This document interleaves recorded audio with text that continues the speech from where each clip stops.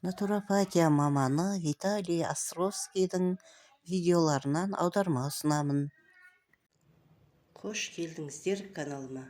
Имбирдің емдік қасиеті шексіз. Қан тамырларында тромбоз болдырмайды және қатерлі ісікке қарсы қасиетке ие, және БАД ретінде, яғни биологиялық белсенді қоспа ретінде пайдалануға болады. Дайындалу жолы: жапон халқының рецепті. Капуста, қызыл бұрыш, қара бұрыш, помидор, сәбіз, пияз, қияр, қызылша, петрушка, кинза қосып, осы өнімдерден борщ дайындап аламыз. Тамақтың пісуіне 15 минут қалғанда бір ас қасық имбир ұнтағын қосу керек. Бұл сорпа қанды тазалайды, иммунитетті нығайтады. Жастық эликсирі деп те аталады. Имбирге хрен, лимон қосып, сусын дайындауға болады. Имбир сусыны шашты өсіреді. Имбир эстрогенге бай өнім. Эстроген зат алмасуға қатысады және көңіл күйді тұрақтандырады. Үнді халқы имбирдің сергітетін, ыстықты басатын және қанды ішек жолдарын тазалайтын қасиеттерін ежелден білген. Дәмі ащы, бойында эфир майы бар.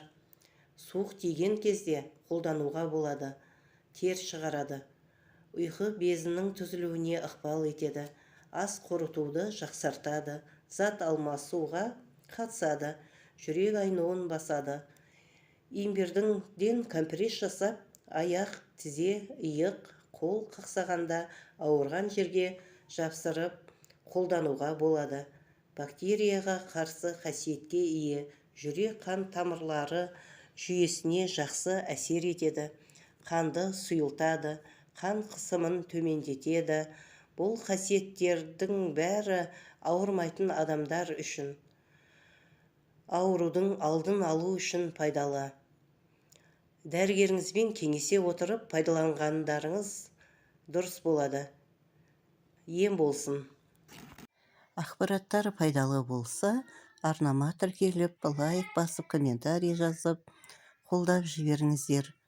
Егер қоңыраушаны басып, сонан соң все деген нүктесін басып қоятын болсаңыздар, жаңа шыққан видеолар туралы сіздерге ақпарат барып тұратын болады.